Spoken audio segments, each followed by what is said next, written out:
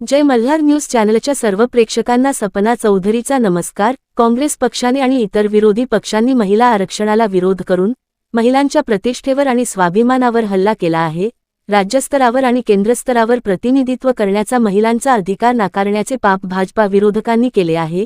यामुळे देशभरातील संतप्त महिला मतदार नक्कीच काँग्रेस आणि इतर विरोधी पक्षांना धडा शिकवतील, असे स्पष्ट करून महिलांना आरक्षण मिळत नाही तोपर्यंत भाजपा स्वस्थ बसणार नाही, हा आमचा आता अटल इरादा आहे, अशा शब्दात माजी खासदार डॉक्टर हिना गावित यांनी धुळे येथील पत्रकार परिषदेत नारी शक्ती वंदन विधेयकावर भूमिका स्पष्ट केली।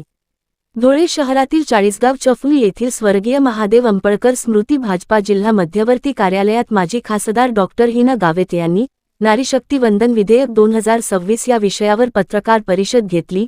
यावेळी त्यांनी विधेयकातील महत्त्वाच्या तांत्रिक बाबींची सविस्तर माहिती दिली। यावेळी आमदार अनुप अग्रवाल, भाजपाचे धुळे महानगर जिल्हाध्यक्ष गजेंद्र महादेव अंपळकर, महापौर सौ मायादेवी परदेशी, उपमहापौर सौ ज्योत्स्ना पाटील, माजी महापौर चंद्रकांत सोनार, सौ प्रतिभा चौधरी, सौ जयश्री अहिरराव, स्थायी समिती सभापती श्रीमती लताबाई सोनार, सरचिटणीस ओमप्रकाश खंडेलवाल, नगरसेवक आणि अन्य पदाधिकारी कार्यकर्ते मोठ्या संख्येने उपस्थित होते। यावेळी माजी खासदार डॉ हिना गावित यांनी विधेयकाद्वारे लोकसभा व राज्य विधानसभांमध्ये महिलांसाठी 33% आरक्षणाची तरतूद, जनगणना व मतदारसंघ पुनर्रचना, डिलिमिटेशन अशा मुद्द्यांवर पत्रकार परिषदेस संबोधन केले। तसेच विरोधकांवर टीका करत सांगितले की महिला आरक्षणाला विरोध करून महिलांच्या प्रतिष्ठेवर आणि स्वाभिमानावर हल्ला केला आहे। वास्तविक नारी शक्ती वंदन अधिनियम, महिला आरक्षण विधेयक हे भारतीय राजकारणातील एक ऐतिहासिक पाऊल आहे। सप्टेंबर 2023 मध्ये संसदेने मंजूर केलेल्या या कायद्याद्वारे लोकसभा आणि राज्य विधानसभांमध्ये महिलांना 33%, 1/3 आरक्षण देण्याची तरतूद करण्यात आली।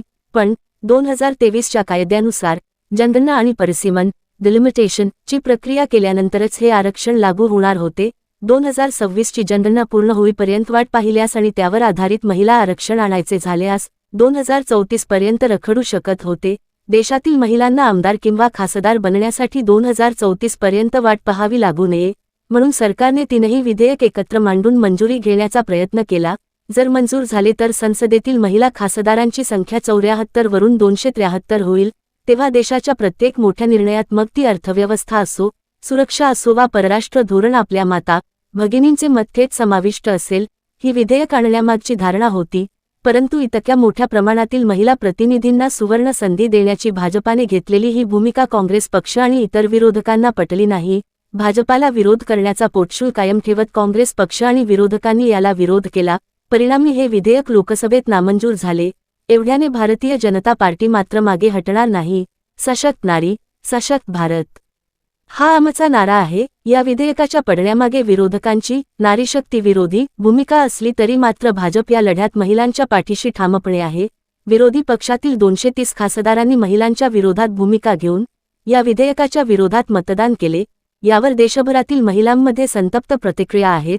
महिलांचा अधिकार नाकारणारी भूमिका घेणाऱ्या काँग्रेस पक्षासह सर्व विरोधी पक्षांना भविष्यातील प्रत्येक निवडणुकीत किंमत मोजावी लागेल। मोदीजी म्हणाले त्याप्रमाणे विधेयक मंजूर करण्यात सरकार यशस्वी झाले असले तरी महिला सक्षमीकरणाचे प्रयत्न कधीही सोडणार नाही। या विधेयकाला विरोध करून विरोधी पक्षांनी भारतातील नारीशक्तीचा आणि लोकशाहीचा अपमान केला आहे। हा नुसता अपमान नाही तर 70 कोटी महिलांचा विश्वासघात आहे। महिलांना आरक्षण मिळत नाही तोपर्यंत आम्ही स्वस्थ बसणार नाही, हा आमचा आता अटल इरादा आहे। राज्याचे मुख्यमंत्री फडणवीस यांनी जाहीर केल्याप्रमाणे या विधेयकाच्या समर्थनार्थ राज्यभरातून 1 कोटी महिलांच्या सह्या गोळा करण्याचा निर्धार करण्यात आला आहे। सपना चौधरी, जय मल्हार न्यूज, नंदुरबार। 16 आणि 17 एप्रिल रोजी लोकसभेमध्ये महिला आरक्षणाच्या संदर्भात केंद्र सरकारने विधेयक 131 घटना दुरुस्ती विधेयक हे आणलं होतं। या विधेयकामुळे 33% महिला आरक्षण हे लोकसभेमध्ये आणि विधानसभेमध्ये देण्यासाठीचं हे विधेयक होतं। आणि केंद्र सरकारने, भारतीय जनता पार्टीच्या केंद्रातल्या सरकारने नेहमीच महिलांच्या हिताचं, महिला सक्षमीकरणाचं काम आदरणीय मोदीजींच्या नेतृत्वात यापूर्वीसुद्धा केलेलं आहे। आणि त्याचाच भाग म्हणून हे देखील विधेयक महिलांना आरक्षण लोकसभेत आणि विधानसभेत जे आजपर्यंत मिळालेलं नाही ते देण्यासाठीचं हे आरक्षणचं बिल हे आणलं होतं। काँग्रेस पक्षाने नेहमीप्रमाणे महिलांच्या विरोधातली भूमिका घेत या बिलाच्या विरोधात त्यांनी मतदान केलं आणि त्यांच्यासोबतच TMC आहे, RJD आहे, DMK, समाजवादी पक्ष हे जे विरोधी पक्षातील जे घटक पक्ष आहेत यांनी सुद्धा या विधेयकाच्या विरोधात हे केवळ शासनाने आणलेलं विधेयक म्हणून विरोध केला नाही, तर मुळातच हे सर्व जे विरोधातले जे पक्ष आहे हे महिला विरोधी पक्ष आहे. आणि त्यांनी एवढे वर्ष काँग्रेसचं सरकार देशात होतं, कधीच त्यांनी महिलांच्या आरक्षणाचं त्यांनी विचार केला नाही, विधानसभेत नाही, लोकसभेत नाही. परंतु जेव्हा भारतीय जनता पार्टीने मोदीजींच्या नेतृत्वात हे 33% आरक्षणाचं विधेयक आणलं तर अत्यंत तीव्र विरोध करत हे विधेयक त्यांनी नामंजूर केलं आणि नामंजूर केल्यानंतर अक्षरशः त्यांनी त्या ठिकाणी बाखं वाजवून आनंद उत्साह साजरा केला. आज देशातील आर्थिक लोकसंख्या ही महिलांची आहे, जवळजवळ 70 कोटी महिला आज देशात आहेत आणि हे विधेयक नामंजूर करणं म्हणजे महिलांचा एक खूप मोठा अपमान आहे. देशाचे धोरणं निश्चित करण्यामध्ये या ठिकाणी परराष्ट्र धोरण असेल, आर्थिक धोरण असेल, सुरक्षेचं धोरण असेल, या वेगवेगळ्या धोरणांमध्ये महिलांचा मोठा सहभाग हा 33% आरक्षण दिल्यामुळे वाढू शकला असता. आज देशात 74 महिला खासदार आहेत, त्याची संख्या वाढून 273 एवढी संख्या महिला खासदारांची होऊ शकली असती.